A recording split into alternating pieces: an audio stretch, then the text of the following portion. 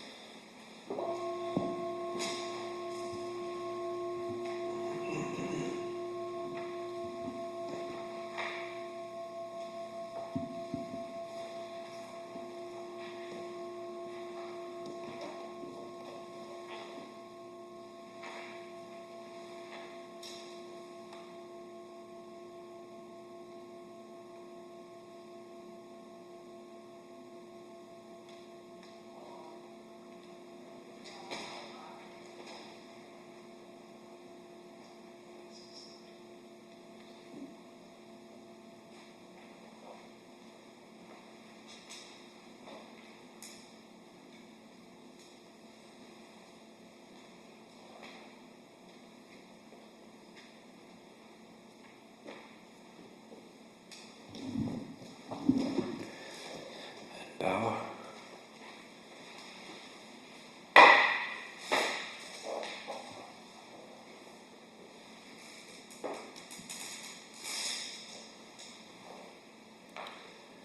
To the Blessed One, the Lord, who fully attained perfect enlightenment, to the teaching which he expounded so well, and to the Blessed One's disciples who have practiced well, to these the Buddha, the Dhamma, and the Sangha, we render with offerings of rightful homage. It is well for us that the Blessed One, having attained liberation, still had compassion for later generations. May these simple offerings be accepted for our long-lasting benefit and for the happiness it gives us. The Lord, the perfectly enlightened and Blessed One, I render homage to the Buddha, the Blessed One. The teaching so completely explained by him, I bow to the Dhamma. The Blessed One's disciples who have practiced well, I bow to the Sangha. Now let us pay preliminary homage to the Buddha, homage to the Blessed, Noble, and perfectly enlightened One, homage to the Blessed, Noble, and perfectly enlightened One, homage to the Blessed, Noble, and perfectly enlightened One. Bow 3 times.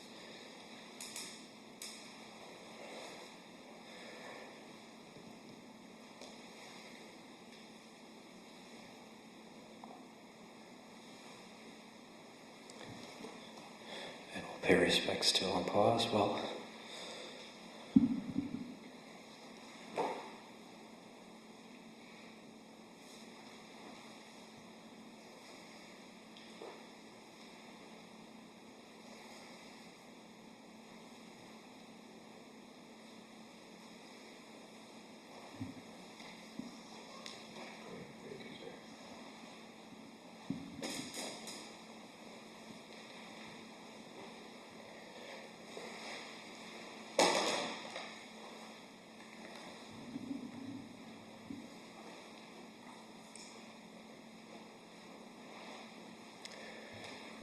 All right, so this is our third Upāsika day of this year, and this is on the theme of Dāna Pāramī.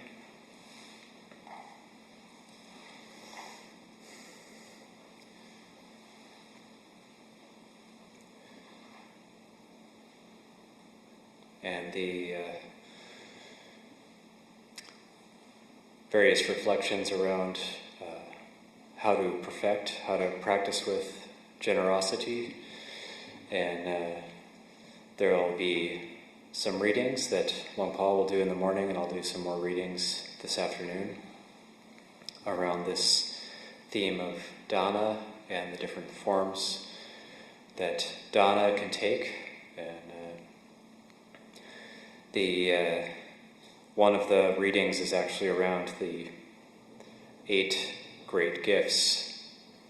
And so this is the 3 refuges and the 5 precepts. And this is also seen in one way. We can see this as Dāna as well.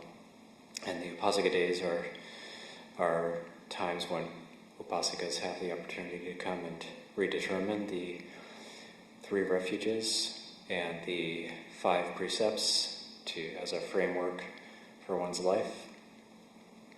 And so that the Buddha talks about that as great blessings, being able to cultivate great blessings for one's life by doing that.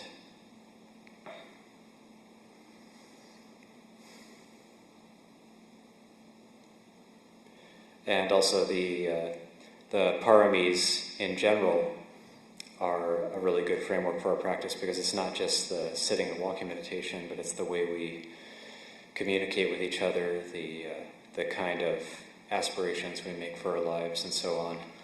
But the generosity is a really good one to start with, and the Upāsika days following this will be going through the other Paramis, and then we'll see where it takes us.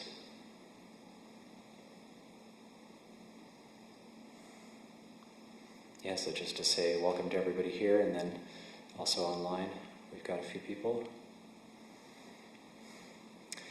And so to begin the day, we'll begin with the request for the refuges and precepts, and I'll give those, and then I'll hand it over to Luang Por to start our day with a guided meditation.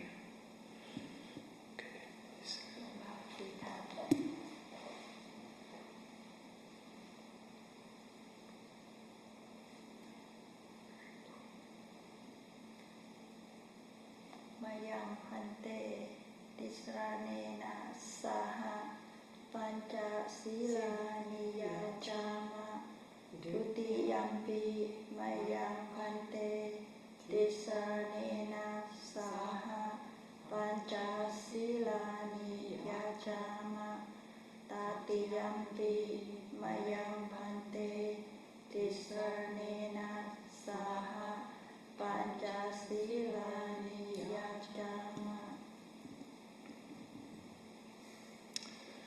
Namo tassa bhagavato arahato samma sambuddhassa. Namo tassa bhagavato arahato samma sambuddhassa. Namo tassa bhagavato arahato samma sambuddhassa. Namo tassa bhagavato arahato samma sambuddhassa. Namo tassa bhagavato arahato samma sambuddhassa. Namo tassa bhagavato arahato samma sambuddhassa. Buddhaṃ saranam gacchami. Buddhaṃ saranam gacchami. Dhammam saranam gacchami. Dhammam saranam gacchami. Sangham saranam gacchami. Sangham saranam gacchami. Dutiyampi buddhaṃ saranam gacchami. Dutiyampi buddhaṃ saranam gacchami. Dutiyampi dhammam saranam gacchami. Dutiyampi dhammam saranam gacchami. Dutiyampi sangham saranam gacchami. Dutiyampi sangham saranam gacchami. Tatiyampi buddhaṃ saranam gacchami. Tatiyampi buddhaṃ saranam gacchami. Tatiyampi dhammam saranam gacchami. Tatiyampi dhammam saranam gacchami. Tatiyampi sangham saranam gacchami. Tatiyampi sangham saranam gacchami. Ti saranakamanang nititang. Panatipata veramani sikapadang samadhiyami. Anatipata veramani sikapadang samadhiyami. I undertake the precept to refrain from taking the life of any living creature. I undertake the precept to refrain from taking the life of any living creature. Adina dana veramani sikapadang samadhiyami.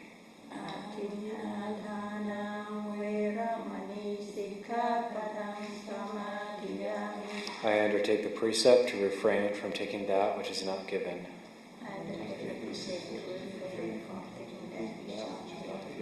Kame sumi chatura veramani sikapadang samadhiyami. Kame sumi chatura veramani sikapadang samadhiyami.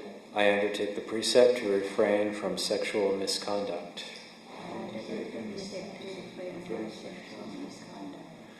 Musawada veramani sikapadang samadhiyami.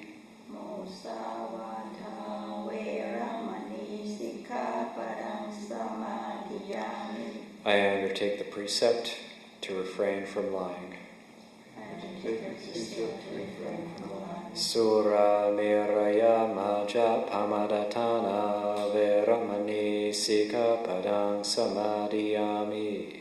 Sura miraya maja pamadatana veramani sikapadang samadhiyami. I undertake the precept to refrain from consuming intoxicating drink and drugs which lead to carelessness. I undertake the precept to refrain from consuming intoxicating drugs.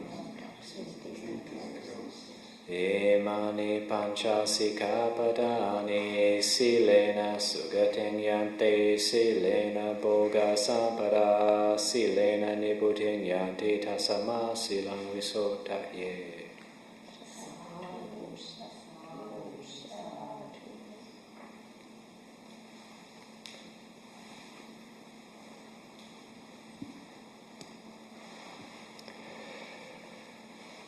Okay, I'll pass it over to Longpa to lead us in a guided meditation, give some initial instruction, and then I'll ring the bell at about 9:55, and we'll be able to take a short break and come back then for a reading at 10 a.m.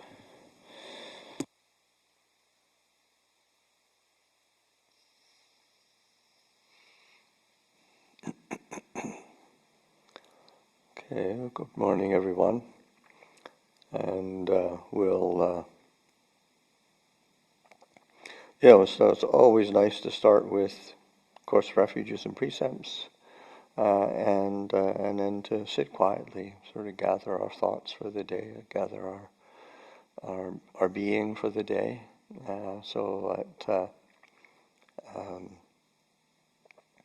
and the theme of the day is Dāna Pāramī, the Pāramī of Dāna, of giving, of generosity. And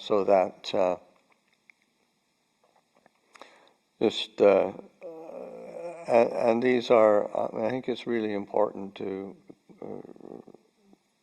recollect or reflect that all of these Pāramīs are not just something that we do on some special occasion or in activity per se, out engaging with people or engaging with the world, but it's also how we relate to our inner world, and being the theme of meditation. In the meditation itself, of course, we're starting a period of meditation, and to recollect just that what a Pāramī is, literally what it means is something that helps to cross over, like these qualities of the heart, perfections of the heart that help in crossing over. In Buddhist cosmology, is sort of the crossing over from samsara to nibbana, and but crossing over from confusion to peace, crossing over from agitation to clarity, crossing over from our habits of attachment and clinging to openness and stillness. So those are opportunities for us. And so as we begin the day in our meditation, this is the sense of starting with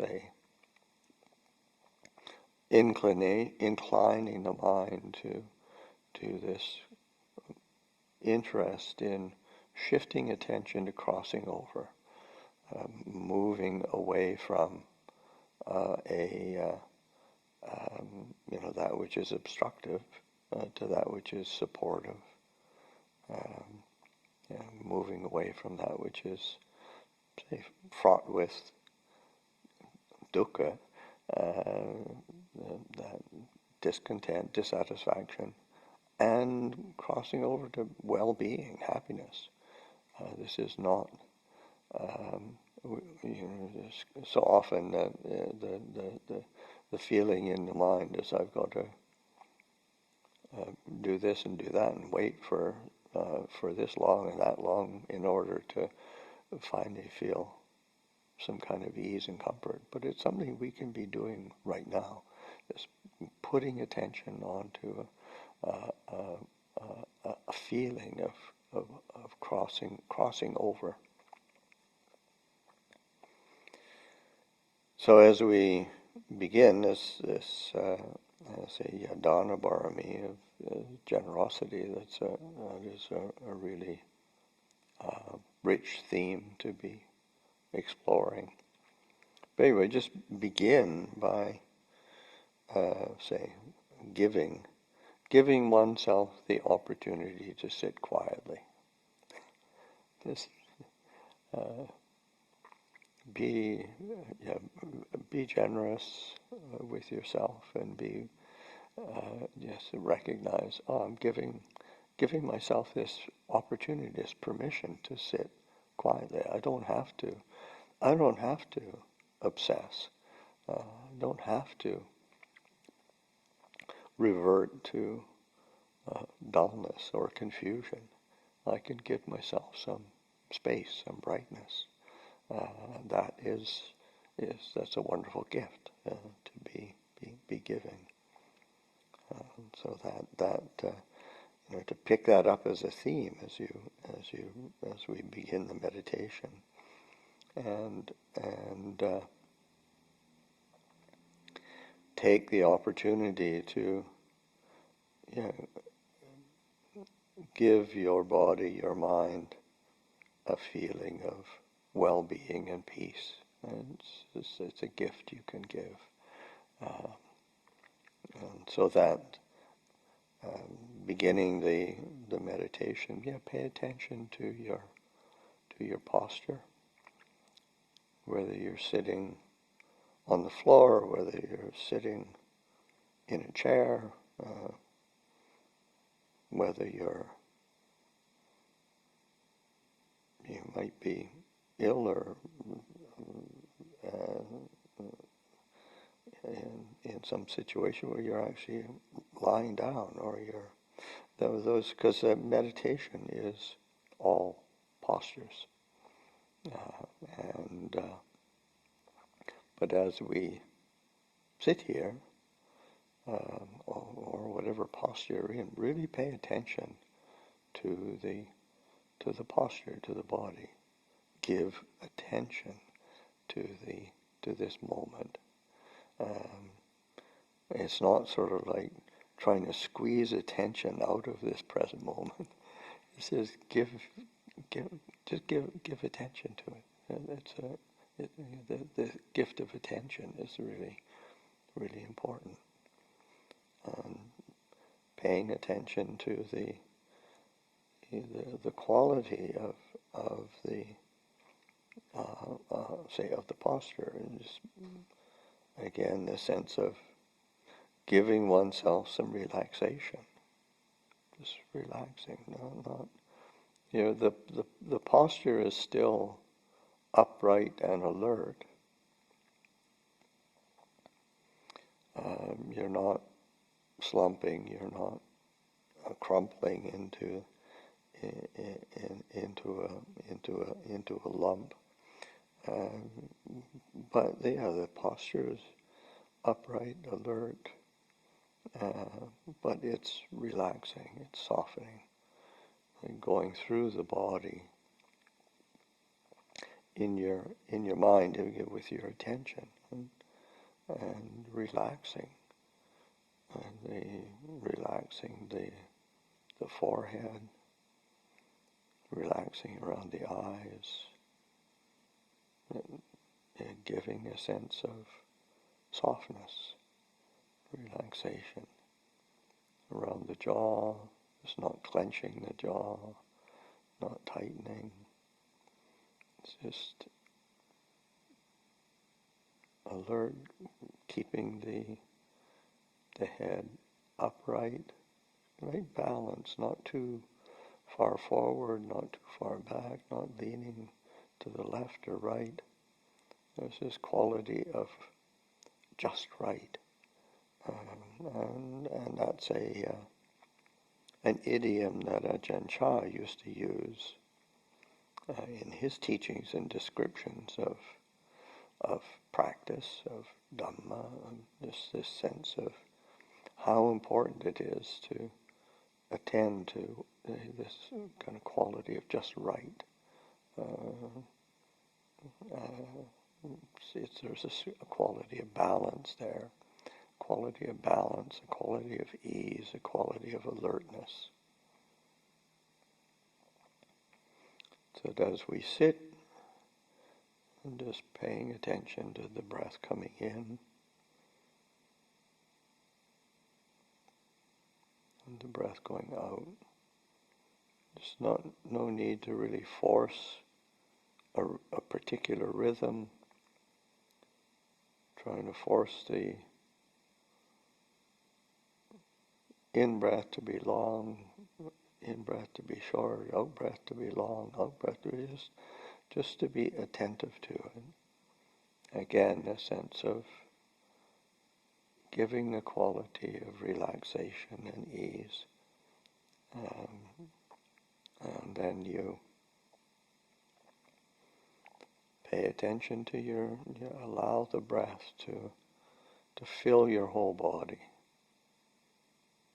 Not in a forced way, but by relaxing, everything expands. Everything becomes easeful. So breathing in,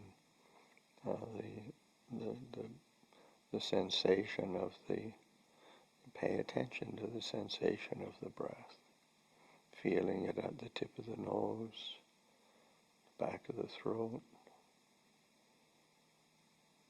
chest area, the abdomen, even just down into the small of the back, where it's just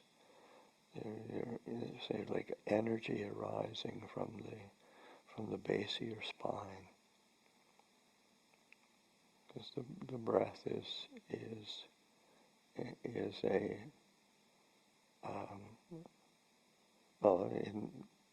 it is a life force. It is a life energy. And like we just took the precepts, panatipata,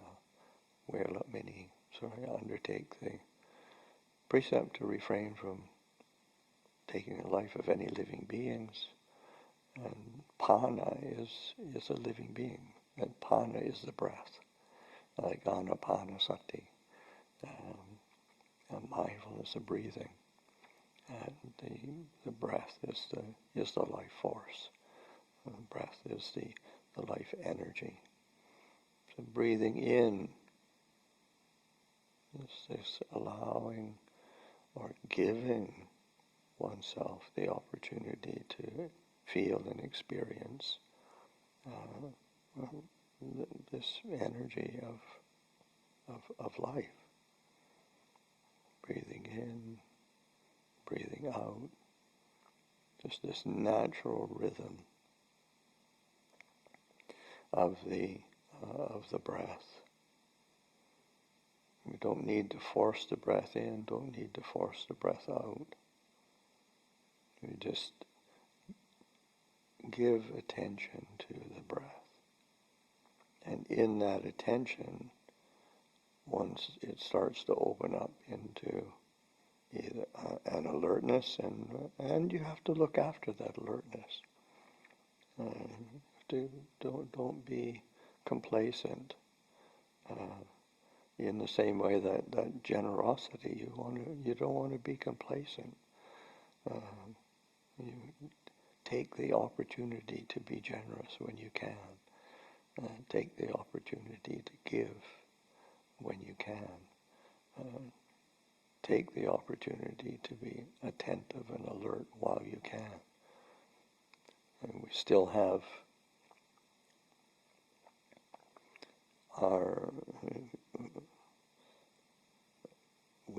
our breath. It means we're still alive.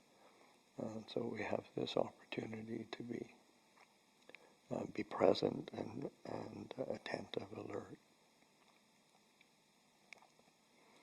In the sitting, using the breath as an anchor, and using the opportunity to attend to the breath in a relaxed and alert way. It's quite natural for the mind to become brighter. The mind crosses over from dullness to brightness. Give oneself the gift of alertness and brightness. And it's just through attention and just through being present. And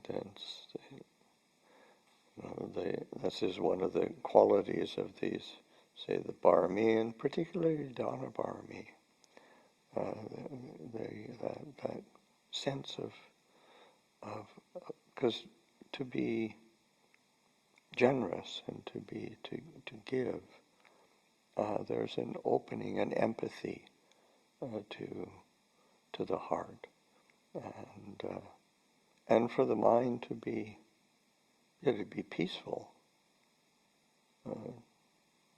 to be still.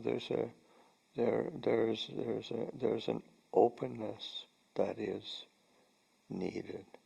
Kind of the default energy of the mind is so often just engaging for just because if I don't do something, I'll get bored, or if I don't shrink back out of fear, who knows what'll happen there. So that giving oneself the opportunity to be open, to be steady, to be peaceful. These are gifts that we give. And of course, when we do that to ourselves, we tend to give the same gift to others. We're present for others. We're able to be of service. I mean, so Dāna Pāramī is a willingness to be of service to others. That looking after oneself, one is looking after others. but it's a moment-to-moment practice, a moment-to-moment training that we have to give ourselves that opportunity to rise up to that occasion. This using the breath as the anchor, using the body as the anchor. Again, come into your body, inhabit the posture, and be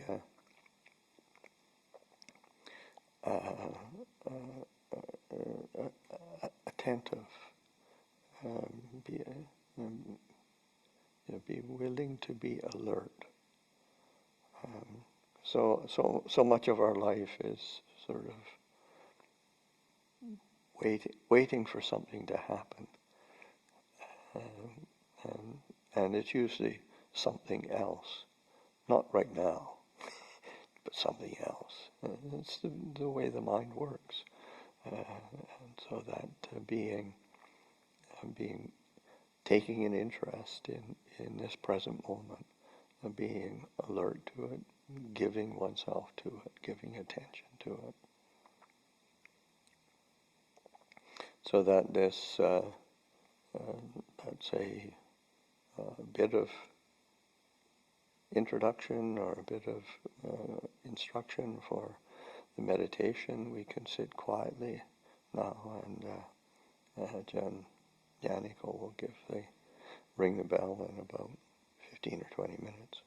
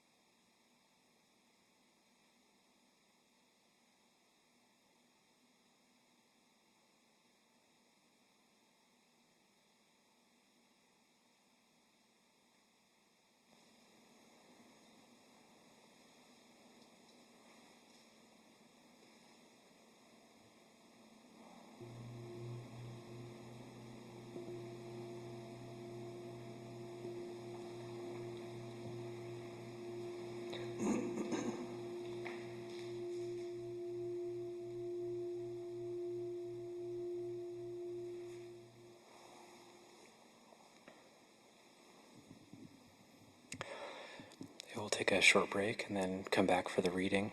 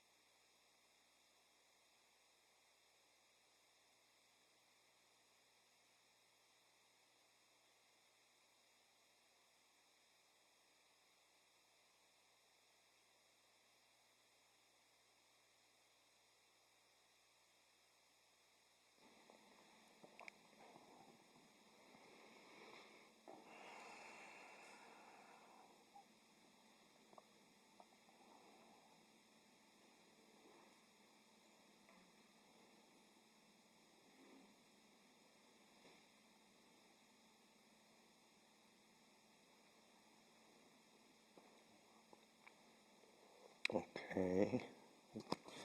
So I'll do a couple readings on this theme of Dāna Pāramī. The first mostly will be from Ajahn Sucitto. He has a book on all the Pāramīs, of course titled Pāramī, Ways to Cross Life's Floods. And this is some of the reflections on generosity.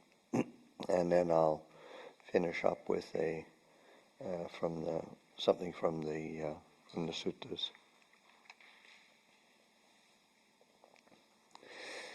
So, right view through generosity. One thing that the first three perfections indicate is that to undo the stress our minds create takes a move to a more selfless, less egocentric mode. With generosity and morality, we take other people's welfare into our awareness. We incline towards empathy, kindness, and compassion. And yet this doesn't cut off our own welfare. To live with a kind and conscientious heart is good, and means we make good friends. So this is for our welfare and others' welfare. It's not self-centered or self-denying, and it leads to the allaying of abuse, greed, and mistrust, a net lessening of suffering and its causes. The first perfection, generosity, is very accessible. Most of us have received gifts, so we know how uplifting it is to receive other people's kindness. It touches us. Then, when we reciprocate, we feel good in giving something to someone. And for that particular moment, a benevolent connection is established. It's a simple and fundamental approach to relationship. As a Buddhist, one of the primary things one does when visiting one's teacher, for example, is to make an offering. It can be just a candle, incense, or flowers, but one does this as a gesture of connectedness, of being in touch in a benevolent way. We probably already have a feeling for this way of relating, but only do it occasionally, on birthdays or at Christmas. However, the Buddha's encouragement is to develop it on a daily basis. It lifts the mind out of its isolation and establishes goodwill. With generosity, what one gives is not that significant. Rather, it is the act of giving that's of value. This action opens the heart in a benevolent way and affects another person accordingly. It's a movement into the reality of a shared world. Furthermore, when one cultivates dāna, it's important not to think that only material things are the beginning and end of it all. Instead, giving a friendly gesture or a helping hand, offering service, or giving attention are offerings that may in some situations be more important than giving material things. One of the long-term benefits is that through generosity we begin to establish a happier sense around relationship. Relationship is a basic thing. We have mothers, fathers, children, friends. We are born into relationship experiences, but often our relationships get tarnished by fears, blame, and dislikes. And we imagine we'd feel more comfortable on our own. Of course, the Buddha himself encouraged solitude, but that was in an Indian society where everyone is so tightly connected through village, clan, family, and caste that someone could lose the sense of being an individual. However, in the West, it's exactly the opposite. Your sense of what you belong to ends at the edge of your skin, which is one reason why people in the quote-unquote developed countries get to feel so alienated and anxious. We've developed self-view. You're on your own. Compete and keep it for yourself. But we've lost a lot of the sense of being part of something meaningful and sacred. Consequently, what the Buddha called right view, which is the foundation of the path out of suffering and stress, gives value to relationship. It encompasses acknowledgement of and gratitude to mother and father and other supportive people, as well as the sense that there are wise beings from whom we can learn. And accordingly, we learn to relate to ourselves in a wise and kindly way, to acknowledge the good we've been born into, the good we've done, and the mistakes that we need to learn from. Right view reminds us that we are not just an isolated point that is only relevant for the moment. We are in a field of present awareness that absorbs and carries the consequences of what we've done in our life and had happened to us. In some way, we have absorbed and are still connected to all events, all actions, and all circumstances in our life. Therefore, all of that has to be purified.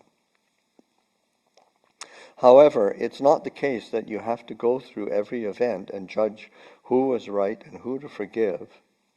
Instead, you sense the overall results that stay with you: regret, doubt, worry, aversion, and so on.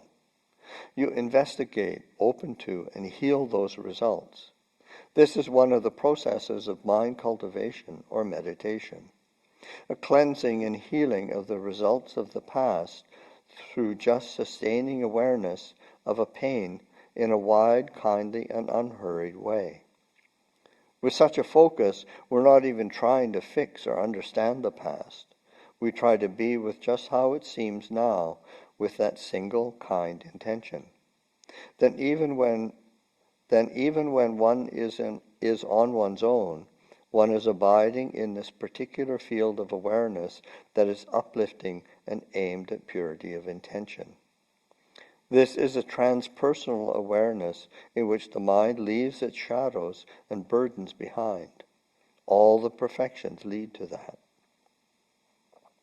In this kind of awareness, your relationship experience is clear. You have no numbness or defensiveness in your heart, and you aren't trying to find a separate place in the universe where you can hide out and not have to be anybody. With transpersonal awareness, even when you are on your own, you can still be in that shared temple of Pāramī. You are not separated from the good actions you have done, and you are not essentially separated from mother, father, or from the sense of being welcome and at home in the world. Whilst you're never really left in peace and quiet, as long as you have unresolved mind states and attitudes, you're never mixed up with and overwhelmed by them if you have this transpersonal wholeness. Connection through generosity. To develop Dāna is a vital intention that goes against the get it for oneself attitude, or the she's got more than me, it's not fair complaint of the competitive materialist world.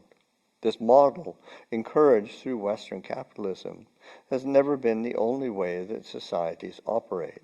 In fact, I was reading a while ago about a social model that is used on some islands in the Indonesian archipelago, where the aim is to gain as much debt as possible. What happens is this: you get in your canoe with your pig, and you paddle over to another island, where you give somebody your pig, and they give you a coconut. They are then indebted to you because your pig was worth more than their coconut. Now they have a bond with you because they are indebted to you. Then they take their pig and swap it for somebody else's pineapple, so that person is now indebted to them. In this way, they gradually create a whole network of feeling connected, of belonging, and owing something to everybody else. This movement of energy enacted between people, and often between a person and the land, is what constitutes a firm sense of being in the world, rather than trying to find a place of one's own in the world, which always leads to stress. In the island system, a really important person is one with such incalculable debts that there is no way they can ever pay them off. They are indebted to a whole village or a whole island, and it is impossible to pay it all off. Such a person is considered to have made so many connections that they are a success. Now, in a normal capitalist society, Many people, and indeed most countries, are also in debt, but there is fear and shame around that. This is because there is no sense of direct interaction and hence belonging. Money is the source of having power over others rather than a token of belonging. The creditor, often a remote institution, could reclaim and take away your house, which would never happen in the tribal model that I just described. When there is the sense of connection, it supports ethical sensitivity. I wouldn't want to deprive you of shelter. It would be bad for you. It would be a disgrace for me, and it would ruin our friendship. Who wants to live like that? This sense of developing connectedness through value leads to an openness of heart. Then things don't have to be fair and equal because we support and share with each other. This is something I've noticed with alms round. I, as an alms mendicant, am not equal in material terms to others. Why should they give me anything when I haven't worked and therefore earned it? And who do I think I am anyway to be expecting others to feed me? This is the kind of thinking that can go on in my Western mind. When you are wandering for alms in England, many people don't know what Buddhism is. They know you are probably some sort of religious person, but that's about it. Yet some feel instinctively drawn towards making an offering when you have a shaven head, a modest and peaceful manner, and a bowl, and even thank you for being around so they can do that. It seems to indicate an intuitive feeling for the beauty of making a free will offering, with no manipulation, no scheming, no I get something back out of this attitude. This blows the equal, fair, deserve it, judgmental mind. The simple truth of the matter is that people feel moved and inspired when they have a chance to be generous, and they get to like the feel of it. It's said that the highest kind of dana is when a worthy person gives to a worthy person. Of course, it depends on what you mean by worthy. The poor and the downtrodden, homeless and those in dire need are worthy of our compassion. Also, giving to wise people is to be cultivated, because you support those who can support many others. So it's a good investment. And because you establish a connection with that kind of person. Then the wise person becomes part of your temple of awareness and the support for your consciousness. This may mean that you give $1,000 to a shelter for the homeless, but if you visit a temple, ashram, or monastery, you may offer your services instead. You may need more one may need more financial generosity, but the other may benefit more from generous actions. Generosity of service is more the norm in the renunciate life, where one has few material resources to share. Instead, one shares the Dhamma, a gift that is called the greatest gift, because this teaching encourages all of us to be generous, moral, and wise. All monks and nuns will serve their teachers in many mundane and practical ways, even as the teacher shares his or her wise attention with them. Fundamentally, service keeps people connected to right view and to each other. It's not about getting a job done. As a meditation, the cultivation of generosity is about bringing people to mind and sharing the goodness of one's life with them. It means developing a sharing intent, and from there learning to see one's life as part of a whole system, rather than as an individual fragment thrown together with others in a haphazard way. The whole system view definitely helps in getting some perspective on one's own character, and it allows the heart to feel full and settled with others. With right view, we're on a boat that can cross the floods of insecurity and loneliness.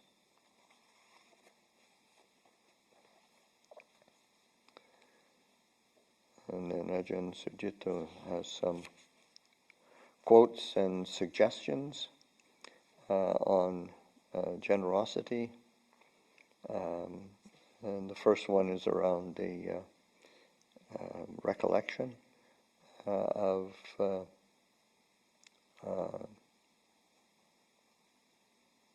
of generosity, and there's a set of teachings the Buddha gives, 10 recollections, and of course the recollection of Buddha, Dhamma, Sangha, but the recollection of generosity, Jaganusati, is what it's referring to. This first quote is from Anguttara 6, Sutta number 10. A noble disciple whose mind is straight gains the inspiration of the meaning, the inspiration of the Dhamma, and the gladness connected with the Dhamma. When he or she is gladdened, rapture arises. For one uplifted by rapture, the body becomes calm. One calm in body feels happy. In one who is happy, the mind becomes concentrated. This is called a noble disciple who dwells evenly amidst an uneven generation, who dwells unafflicted amidst an afflicted generation, who has entered upon the stream of the Dhamma and develops recollection of generosity. The next one is from Anguttara 5s.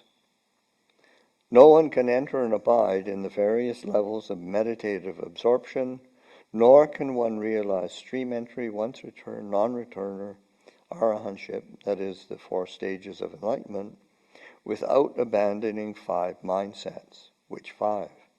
Stinginess with regard to one's dwelling place, stinginess with regard to one's Dhamma friends, stinginess with regard to one's material gains, stinginess according to one's own status, and the last one of ingratitude. The last one that Ajahn Sucitto brings up is from the Itivuttaka. If people only knew, as I do, the results of giving and sharing, they wouldn't eat without having given, nor would their minds get stained with selfishness. Even if it were their last bite, they wouldn't eat it without having shared it, if there were someone who could receive their gift. In addition to checking compulsive drives and rash impulses, pausing offers a chance to adjust the direction of the mind by adding fresh input. This, in essence, is the process of developing Pāramī. Rather like steering a boat, you check the drift into choppy water and tweak the rudder a few degrees. The degree may not seem much compared with the tide, but over time it affects a change of course in your inner and outer life. In the process of the mind taking on the Pāramī, there are 3 major developments: that of empathy, or fellow feeling, of inner strength, and of clarity. Naturally, any Pāramī requires the clarity of seeing what is needed and the strength to align the mind to its theme. So wisdom and truthfulness in the first case, and resolve and energy in the second, are always present to a degree in any perfection. Then, of course, one needs patience to sustain a resolve, kindness to fortify the heart, and equanimity concerning the degree of progress or of difficulty that one is experiencing. So the cultivation is not of first this Pāramī and then that Pāramī, but rather of many of them coming together to support the chosen leader. However, we start with the 2 that head the list and which work on opening the heart and developing empathy. It's a suitable start to a very human development. Reflection. This introductory theme is about activating the empathy gene, the one that's associated with bonding and with care and concern for others. We may assume that our genetic code is selfish, and in a way it is. Friendship, sharing, and respect for others produces the optimal environment for our own welfare. Pause to reflect on what it would feel like if you could trust everyone, or if when you were low on resources, it would be a common and natural thing for others to share what they had with you. Before you dismiss these as fantasies, give yourself time to get a good taste of what these reflections feel like. Remember, you don't have to leap into action or reaction. I'm a totally selfish person. But just tune into the feel of that. Maybe it will give your rudder a tweak in a happy and affirmative way. How does giving feel? Whether you enjoy feeding the ducks or buying a gift for a friend or relative, notice what happens to your mood state when you bring the idea of generosity to mind. How does it feel to receive? Consider that every day air, light, and generally a livable degree of heat are given to us, without which we could not survive. Consider the time and care it took for others to help us get born. Consider one example today of being given to. It could be a few helpful words that somebody didn't have to say, support in what one was working with, an offer of a cup of tea that someone made, anything. Reflect that this didn't have to happen, that it was directed towards you with no pressure on your part. Ask yourself, how can I be a part of a realm of giving? Action. The further development of generosity is firstly in terms of the gift of fearlessness, or solace, and secondly, the gift of Dhamma, or liberating truth. The gift of freeing others from anxiety first means taking any action one can to protect and support the health and safety of others. This could be a blood or organ donation, or giving one's time to look after the sick or helpless, or providing for a charity in one's will. The gift of Dhamma provides resources for others to progress towards liberation. This could be supporting a Dhamma center or monastery with material requisites or service, or sponsoring free distribution of literature, or offering one's time to guide others or direct others to where guidance can be found. In other everyday ways, generosity can be developed through speech, pointing out another's good deeds, or giving one's time to be a good listener. Meditation. Determine 5 minutes during which you will apparently do nothing. Treat this as a gift, an offering of free time during which you will not have to achieve anything or fix anything. Sit comfortably in a way that is conducive to wakefulness. Bring up the idea of having all the time in the world just to be here feeling relaxed. Relax the muscles in your face and shoulders. Then let your arms come away from the sides of your body a little, with the intention of giving your chest all the room it needs to let a breath come in and slowly expand it. Let that breath open your chest and throat. Give it time to reach completion, time to pause and time to breathe out. Whenever you get the twitchy thought or impulse to do something now, or remember something, recall your 5-minute determination and think, yes, in a few minutes' time, it could be good to attend to that. Feel the do-it-now impulse in your body and relax where you feel it. See this as a gift to yourself, one that will make you a more composed and calm person, and therefore a gift to those you associate with. Okay, so that was from Ajahn Sujito, and just to wrap it up, the last quote I wanted to bring up is from the Anguttara Nikaya, the Book of the 11s, Sutta number 12, and it involves Mahanama, who is he's a leader of the Sakyan, he's a cousin of the Buddha, and Mahanama was declared a stream enterer. There isn't one particular occasion where that is the case, but he was referred to by the Buddha as one who had entered the stream. And he and the Buddha had many interesting conversations, with the Buddha often giving quite beautiful advice to him, and this is one of them. I have heard that on one occasion the Blessed One was staying among the Sakyans at Kapilavatthu in the Banyan Park. Now at that time many monks were at work, making robes for the Blessed One, thinking, when the robes are finished,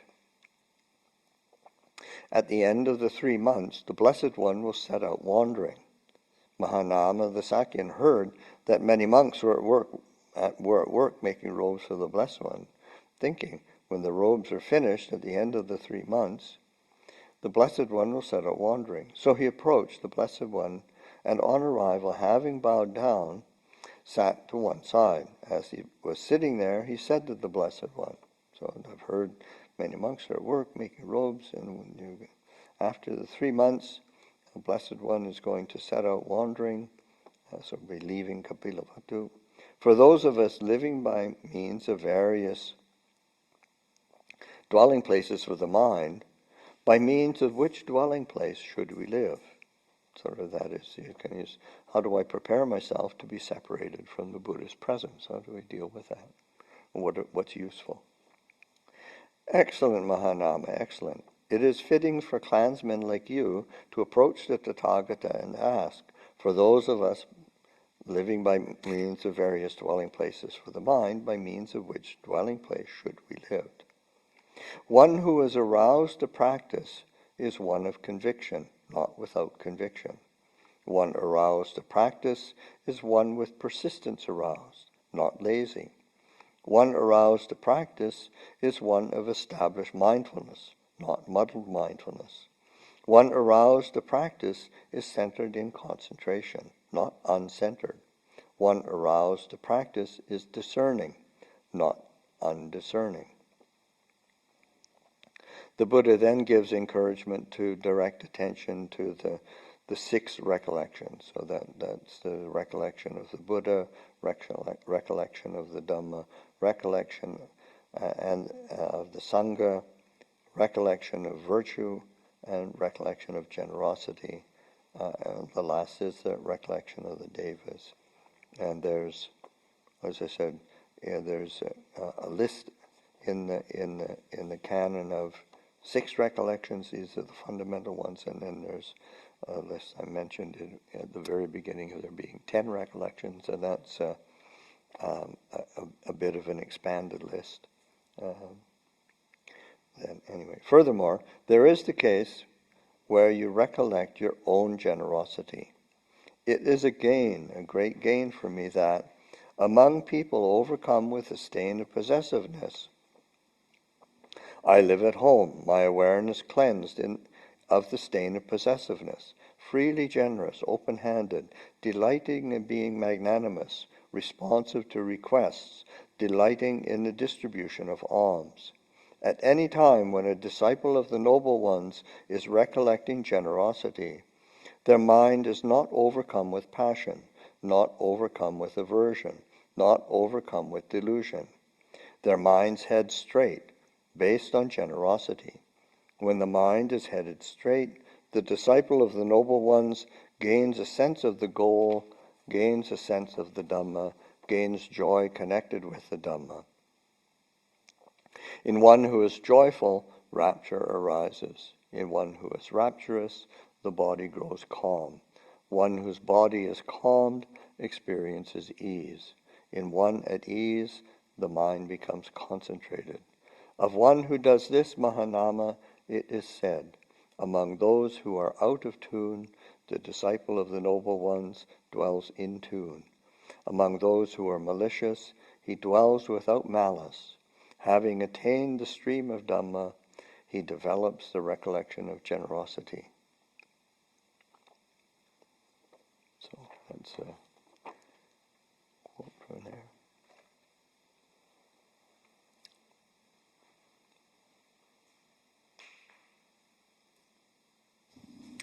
Thank you, Longpa. Now at this point, we have the kitchen preparing the food, and also there's an opportunity for anybody who's come here to have about a 30-minute break, walk around, or continue sitting in the hall here, or doing walking meditation outside, or just mingling with each other outside. So there's, and for the people joining by Zoom, then we'll just leave the virtual meditation hall open for anybody who would like to continue sitting, meditating, and we'll gather again when the meal bell rings at 11 a.m. and I'll give a few more short reflections on generosity before we give the meal blessing at that time. And after that, we'll have the meal and come back together at 1 p.m. for the afternoon session. That'll begin with another reading and a Q&A.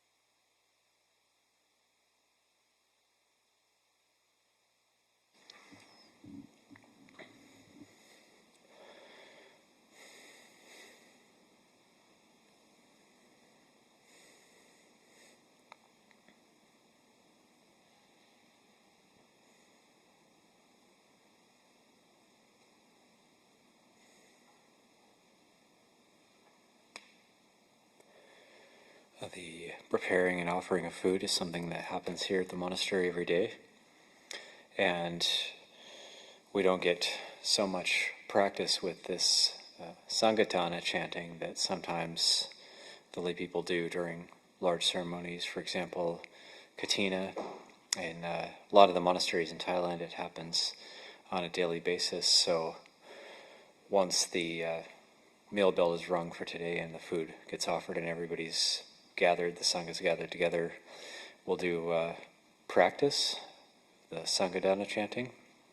I'll do the call and repeat, even though normally it's better if the lay people do it, but it's also just good to be reminded of it and how to do it and the cadence of it and so on. So before giving the blessing today, I'll lead everybody in the Sangadana chanting. It's also a reminder of giving to the Sangha, as we'll see in the readings later on today.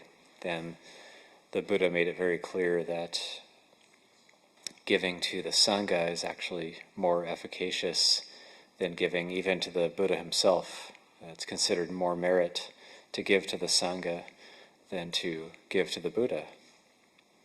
And this is also part of the origins of the Katina ceremony, is considered one of the greatest types of gifts one could give, is giving to the Sangha. And why is that?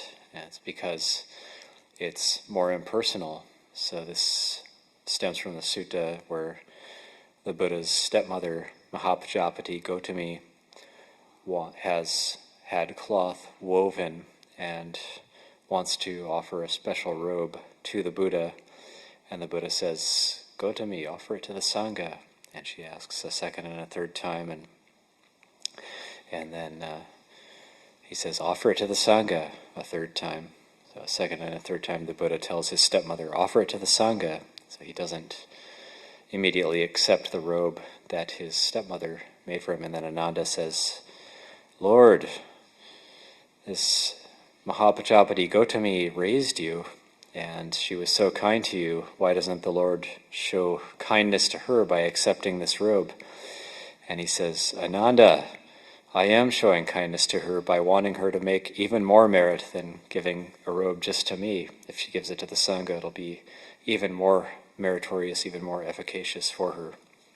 So it's one of these things that's not immediately obvious, but there's so many levels to it in terms of not just creating that strong relationship with one person, but creating a strong relationship with the group, with the Sangha, and so on. It's kind of like the reading from Ajahn Sucitto as well, but the tribal people who try to become most indebted, and then when they're the most indebted, then to the most people, they have the most friends. And I've also heard something similar to that in the Native American tribes, very almost identical to that the chief wasn't the one who just said, I'm leading all of you, I have the power, but he was the one who was the most generous. And so in the chief system, the chief is chosen by the people, and the chief is the one that when he gets up and walks away, everybody else follows. And that would usually be the one who was the most generous. So, well, that one's supporting us the most, that one's the most generous, we're the most indebted to that person. So they get up, we'll follow.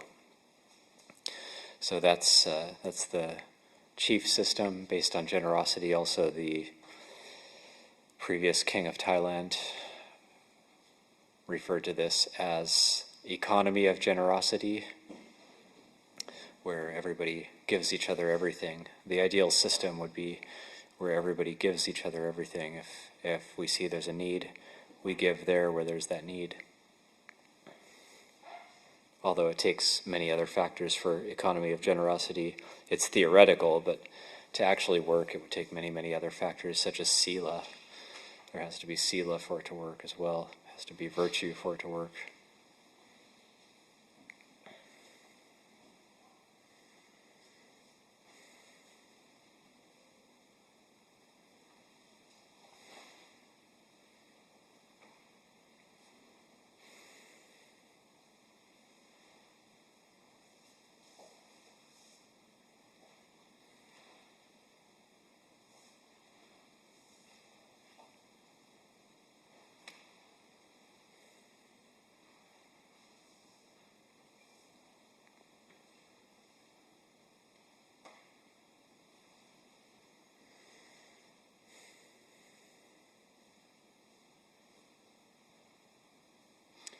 also interesting, the reflections on alms round, because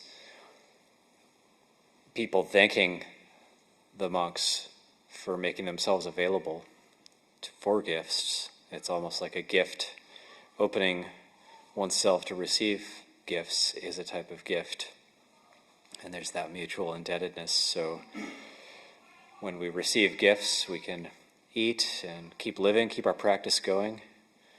For those of us who are living completely dependent on the lay community, we can receive those gifts, keep our practice going, but then we're very indebted, so we want to share our practice with others, perhaps share our insights or share our experiences with others out of that sense of indebtedness. So there's this mutual kindness that takes place. And I know so often for myself and so many others on alms round, we might say, thank you, or express appreciation for a gift that we're given, and then quite often the person who gave the gift will also say thank you, because they also feel grateful at being able to give a gift. It feels so good to give a gift.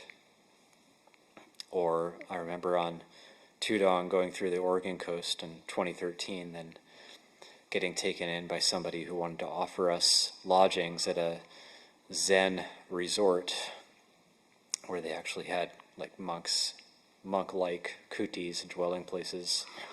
And we thanked this person for being so generous to put us up for the night and being really solicitous of our welfare.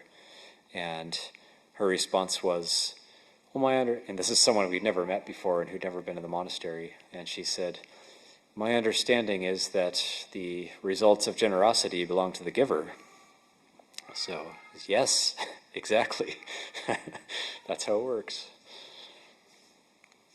Or just growing up for myself, birthdays, Christmas, being full of expectations as to what gifts I'd like to receive from my parents, and invariably being disappointed because the gifts would never be exactly what my expectations were.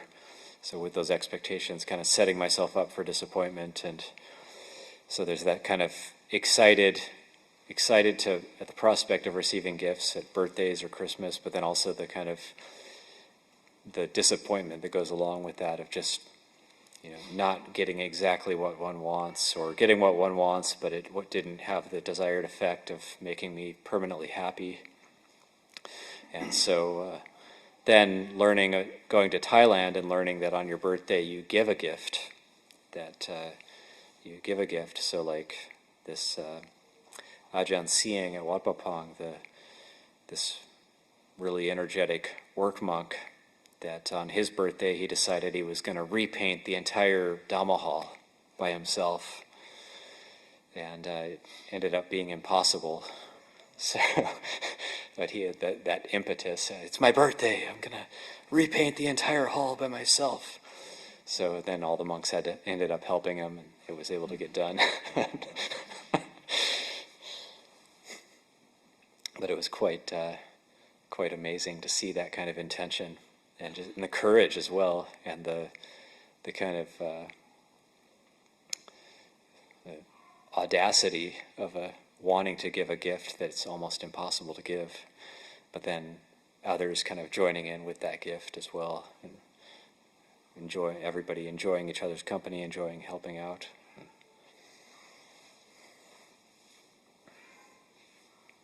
Sure, if we thought of it, we could think of lots of fun stories of generosity. All the really good stories are always around generosity or somebody giving something difficult to give.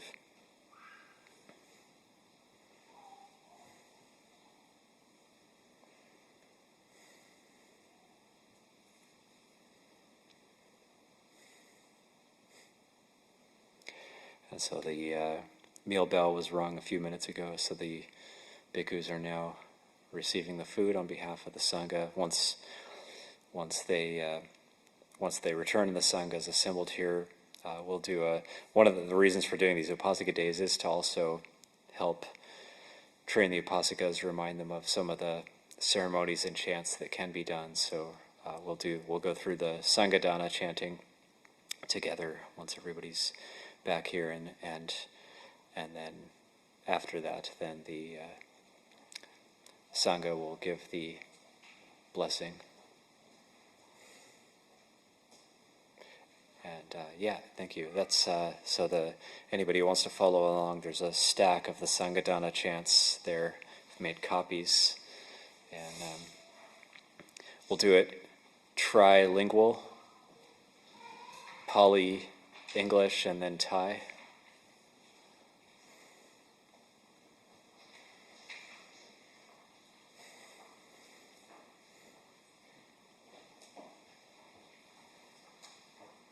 Also, anybody is welcome to keep those sheets if you want to practice it and memorize it on your own time. In the Thai monasteries, they have a chanting leader. It's called the Makatayok. It's the person who leads, the kind of leader of ceremonies, lay head of ceremonies. We have never really had that here yet at Abhayagiri. Not that we have to. It's always just kind of ad hoc here. But if anybody wants to train to become a Makatayok, then they're welcome to.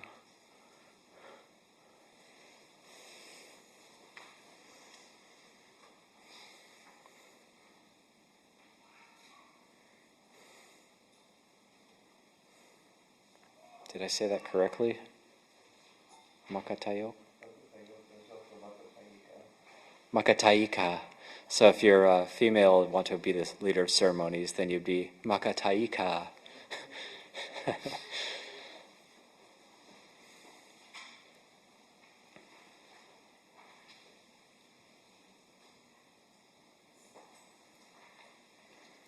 Also, when we do the Sangatana chanting, it'll start with the Namo Tassa 3 times, and then once the Pali of the Sangatana chanting starts, it's also good for the Sangha to know that we all hold our hands in Anjali when that's happening.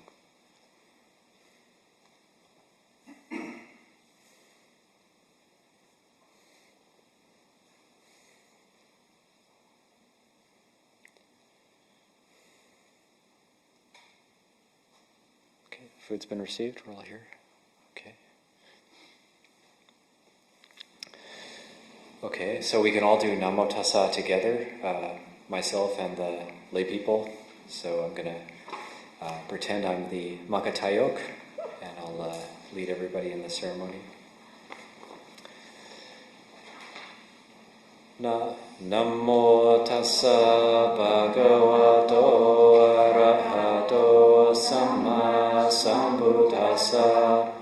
Namo Tassa Bhagavato Arahato Samma Sambuddhassa. Namo Tassa Bhagavato Arahato Samma Sambuddhassa. And then the lay people would all repeat after me, and the Sangha now hold their hands in Anjali. Imani Mayang Bante Patani Saparivarani Bhikkhu Sanghasa Ono Chayama Sadhu no Bante Bhikkhu Sangho Imani Patani Saparivarani Patigan hatu Amhakancheva Mata pitu adinancha Natakanam Dikaratang Hitaya Sukhaya.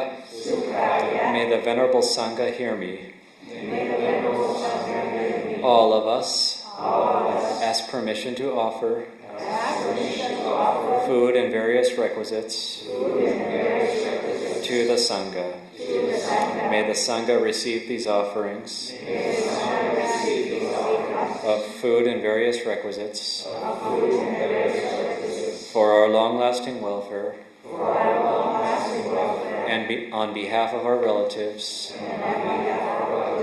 especially our parents, and even those we may have harmed in the past, and to all beings throughout time. ข้าแต่พระสงฆ์ผู้เจริญ ข้าพเจ้าทั้งหลาย ขอน้อมถวาย ซึ่งภัตตาหาร กับทั้งบริวารทั้งหลายเหล่านี้ แด่พระภิกษุสงฆ์ ขอพระภิกษุสงฆ์จงโปรดจงรับ ซึ่งภัตตาหาร กับทั้งบริวารทั้งหลายเหล่านี้ ของข้าพเจ้าทั้งหลาย เพื่อประโยชน์และความสุข แก่ข้าพเจ้าทั้งหลาย และญาติทั้งหลายของข้าพเจ้า มีมารดาบิดาเป็นต้น ตลอดทั้งเจ้ากรรมนายเวร และสรรพสัตว์ทั้งหลายเส้นกาลและนานเทิน Then the Sangha says, Sadhu. So I'll invite Mongpo to give the blessing. Okay, we'll offer the blessing. Yathavarivaha pula paripurendi sakarang evameva totinang petanang upakapati Ichitang bhatitang tumham kipameva samichatu sape parendu sangapa Janto panaraso yatha mani jyotiraso yatha Abhidyo iva chando